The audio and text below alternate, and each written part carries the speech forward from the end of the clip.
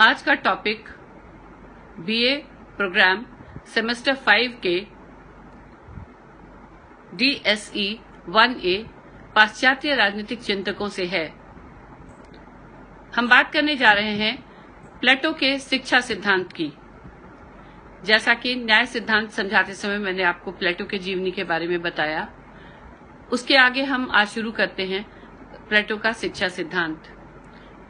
प्लेटो ने अपनी पुस्तक रिपब्लिक में न्याय के सिद्धांत को बहुत महत्व दिया है, लेकिन न्याय तभी प्राप्त किया जा सकता है जबकि व्यक्ति अपने कर्तव्यों के प्रति जागरूक होगा, उसे पता होगा कि उसको क्या करना है, और यह ज्ञान उसे शिक्षा के माध्यम से ही प्राप्त हो सकता है। किसी भी व्यक्ति को उसको क्या निर्दिष्ट किए गए हैं, क्या उसको कार्य दिए गए हैं, इसका ज्ञान शिक्षा ही उसको दिला सकती है। प्लेटो का यही मानना था और प्लेटो इसलिए न्याय के बाद शिक्षा को बहुत महत्व देते हैं। प्लेटो की दृष्टि में न्याय राज्य का प्राण है और विभिन्न जो वर्गों के लोग हैं उन्हें अपने धर्मों का पालन करना चाहिए, कर्तव्यों और धर्मों का पालन करना चाहिए। यह तभी संभव है जब इन वर्गों अथवा राज्य के निवासियों को अपने कर्तव्यों का ज्ञान हो। कर्तव्यों का यह ज्ञान शिक्षा के माध्यम से ही संभव है। प्लेटो ने अपनी पुस्तक रिपब्लिक में शिक्षा के सिद्धांत पर गंभीर, महत्वपूर्ण और काफी विस्तृत चर्चा की है। प्लेटो शिक्षा को एक ऐसी सामाजिक प्रक्रिया समझता है जिसके द्वारा समाज के घटक एक सामाजिक चेतना से भरकर समाज के प्रति अपने कर्तव्य का पालन करना सीखते हैं। उनकी मान्यता है कि सज्जीवन के मार्ग में आने वाली सभी बाधाओं को शिक्षा के द्वारा दूर किया जा सकता है। शिक्षा वह अभिकरण है, वह जरिया है या वह साधन है जिसके द्वारा व्यक्ति समाज में अपना उचित स्थान पाता है और अपने को उसके अनुसार ढालता है। सच्ची शिक्षा को ठीक ढंग से ग्रहण करके मन और चेतना को विशुद्ध बनाया जा सकता है। प्लेटो का विश्वास है कि शिक्षा के द्वारा मनुष्य का स्वभाव सुधारा तथा बदला जा सकता है। शारीरिक शिक्षा के द्वारा मनुष्य में बाहुबल का संचार किया जा सकता है। मानसिक शिक्षा के द्वारा बुद्धि में तीक्ष्णता उत्पन्न की जा सकती है और नैतिक शिक्षा के द्वारा उसमें परोपकार तथा आत्म संयम का संचार किया जा सकता है। इस प्रकार जो है प्लेटो शिक्षा को बहुत महत्व देते हैं। प्लेटो शिक्षा के द्वारा विभिन्न वर्गों में राजनीतिक चेतना और कर्तव्य भावना का संचार करना चाहता है। उसके अनुसार शिक्षा का उद्देश्य मनुष्य के मस्तिष्क पर छाए हुए अज्ञान रूपी अंधकार को मिटाकर ज्ञान की ज्योति जलाना है, ताकि सभी वर्गों का कर्तव्य पथ प्रकाशित हो उठे और राज्य में एकता एवं सुव्यवस्था बनी रहे। बारकर ने कहा है कि शिक्षा मानसिक रोग को मानसिक औषधि द्वारा ठीक करने का प्रयास है और सामाजिक पवित्रता तथा सत्य की अनुभूति का शिक्षा साधन है। प्लेटो ने रिपब्लिक में शिक्षा का इतना विस्तृत वर्णन किया है और इतना महत्व दिया है कि रूसो ने तो इसे शिक्षा पर सर्वोत्कृष्ट कृति की संज्ञा दे दी है। रूसो के शब्दों में रिपब्लिक राजनीति पर लिखी हुई पुस्तक ही नहीं वरन शिक्षा पर लिखी गई एक उत्कृष्ट रचना है जो कि इससे पहले कभी लिखी नहीं गई थी। रिपब्लिक की शिक्षा योजना जीवन के समूचे दृष्टिकोण को बदलकर बुराई की जड़ पर प्रहार करने और जीवन यापन के गलत ढंग में सुधार करने की चेष्टा है। यह मानसिक रोग को ठीक करने का एक तरीका है जिससे सामाजिक पवित्रता और सत्य की अनुभूति प्राप्त होती है। शिक्षा का अभिप्राय आत्मा को उस परिवेश में लाना है जो उसके विकास की प्रत्येक अवस्था में उसकी उन्नति के सबसे अनुकूल है। अपने शिक्षा सिद्धांत को प्रतिपादित करने के पहले प्लेटो ने उस समय जो प्रचलित शिक्षा व्यवस्थाएं थी उनका काफी गहन अध्ययन किया था। उस समय दो तरह की शिक्षा व्यवस्था प्रचलित थी, एक तो एथेंस की शिक्षा व्यवस्था और दूसरी स्पार्टा की शिक्षा व्यवस्था। एथेंस की शिक्षा व्यवस्था का उद्देश्य नागरिकों को नागरिक बनाना, उत्तम नागरिक बनाना और उनके कार्यों और अपने कार्यों का ज्ञान कराना था तथा उनको शिक्षा के द्वारा ज्ञानी शासक तथा दार्शनिक राजा तैयार भी करना था। इसके विपरीत स्पार्टा की जो शिक्षा पद्धति थी वो लोगों को लड़ाकू योद्धा बनाना चाहते थे और इसके लिए वो कठोर शारीरिक प्रशिक्षण देते थे महिलाओं को भी शारीरिक शिक्षा, स्त्रियों के लिए भी शारीरिक शिक्षा अनिवार्य थी ताकि उनके संतान बलवान और मजबूत हों। तो इस प्रकार से उस समय ये दो शिक्षा व्यवस्थाएं प्रचलित थी। प्लेटो ने इन दोनों शिक्षा व्यवस्थाओं का अध्ययन किया था और जो इसमें से अच्छी बातें थी उनको ग्रहण करके उन्होंने एक नई शिक्षा योजना की बात की थी। प्लेटो की शिक्षा का पाठ्यक्रम। प्लेटो ने अपने शिक्षा योजना को दो भागों में बांटा था, एक तो प्रारंभिक शिक्षा और दूसरी उच्च शिक्षा। यह विभाजन दो आधारों पर किया गया था, पहला आयु के आधार पर और दूसरा वर्ग के आधार पर। प्रारंभिक शिक्षा एक ओर तो बाल्यकाल से युवावस्था तक के लिए है और दूसरी ओर सैनिक वर्ग के लिए। इसी प्रकार उच्च शिक्षा एक ओर तो युवावस्था से प्रौढ़ावस्था तक के लिए है और दूसरी ओर शासक वर्ग के लिए। प्रारंभिक शिक्षा का उद्देश्य भावनाओं को उनका एक तरह से ट्रेनिंग करके चरित्र का निर्माण करना था। उच्च शिक्षा का उद्देश्य विज्ञान और ज्ञान द्वारा बुद्धि का परिष्कार करना था, बुद्धि को शुद्ध करना था। प्लेटो ने अपनी शिक्षा पद्धति में निम्न तत्वों पर बल दिया था। पहला, शिक्षा राज्य द्वारा दी जानी चाहिए। दूसरा, शिक्षा का उद्देश्य उत्तम नागरिक बनाना एवं उन्हें अपने कार्यों का ज्ञान होना चाहिए।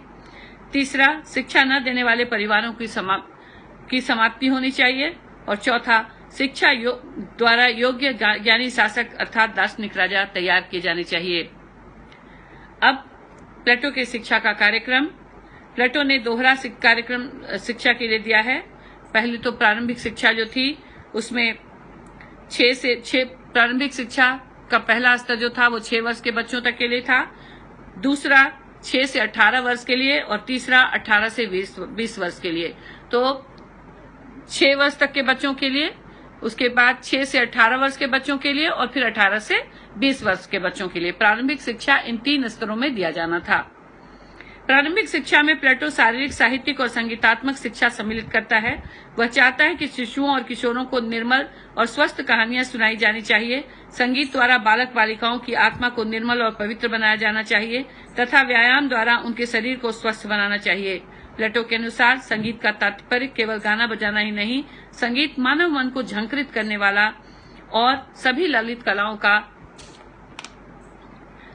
प्रतीक है। इसी प्रकार व्यायाम से तात्पर्य केवल मात्र शरीर को पुष्ट करने के लिए अखाड़े की उछल कूद नहीं है।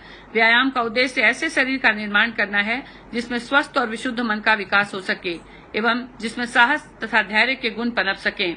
प्लेटो ने चरित्र पर बहुत प्रभाव डालने वाले साहित्यिक अंशों और कलाकृतियों पर राज्य के कठोर प्रतिबंध का समर्थन किया। प्लेटो के प्रारंभिक शिक्षा योजना में 6 वर्ष तक के बालक को नैतिक और धार्मिक शिक्षा दी जानी चाहिए। 6 से 18 वर्ष तक के शारीरिक और बौद्धिक शिक्षा के साथ ही संगीत तथा व्यायाम पर बल दिया जाना चाहिए और 18 से 20 वर्ष तक के कठोर सैनिक शिक्षा की व्यवस्था की जानी चाहिए। तो इस प्रकार से ये प्रारंभिक शिक्षा का था। प्लेटो ने 18 वर्ष तक की प्राथमिक शिक्षा की परीक्षा में सफल बालकों को 18 वर्ष के बाद एक बहिष्करण परीक्षा होना था। उसके बाद उसमें जो असफल हो जाते, जो सफल बालक थे उत्पादक वर्ग में और असफल बालकों को सैनिक वर्ग में भेजने का समर्थन किया था। इसी तरह 18 से 20 वर्ष तक की आयु के सैनिक शिक्षा की परीक्षा में सफल छात्रों को सैनिक वर्ग और सफल छात्रों को अगली श्रेणी की असफल छात्रों को सैनिक वर्ग में और जो सफल होते हैं उनको अगली श्रेणी में शिक्षा प्राप्त करने की व्यवस्था की गई थी।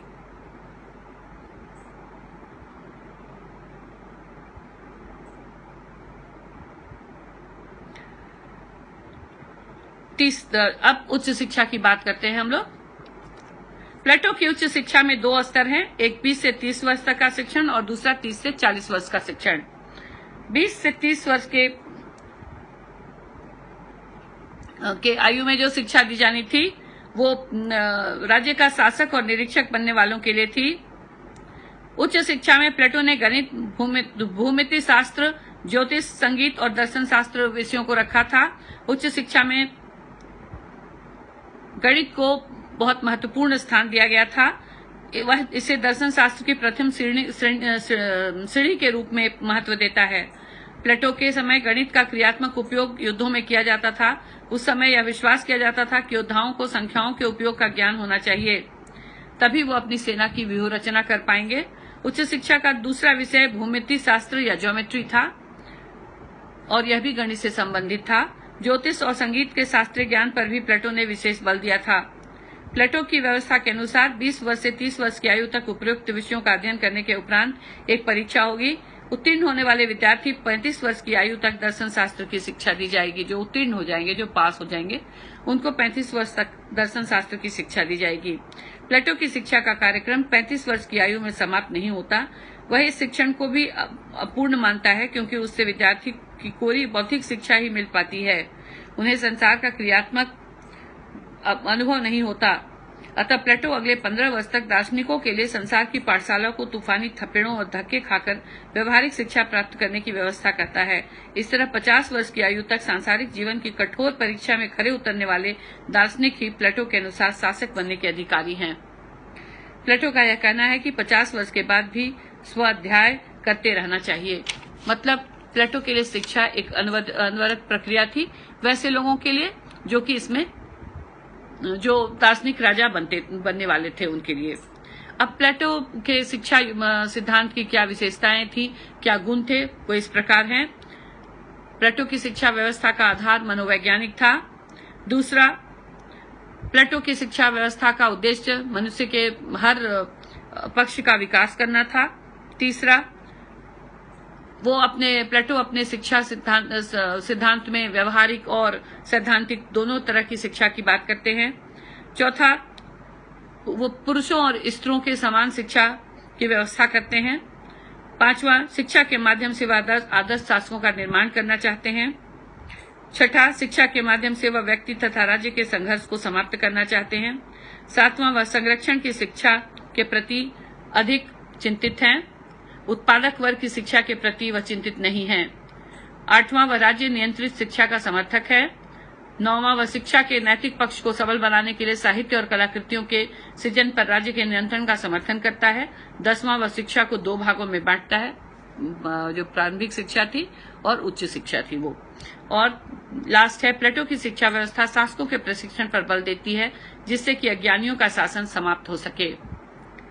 अब शिक्षा योजना के दोष। जब भी किसी सिद्धांत के बारे में आप बात करेंगे, आप उसकी आप एक तरह से उसका इवैल्यूएशन जरूर करेंगे, गुण और दोषों के बारे में जरूर बात करेंगे। शिक्षा योजना में अनेक दोष हैं जो निम्नलिखित हैं। पहला, प्लेटो ने शिक्षा योजना में उत्पादक वर्ग की शिक्षा को कोई स्थान नहीं दिया है।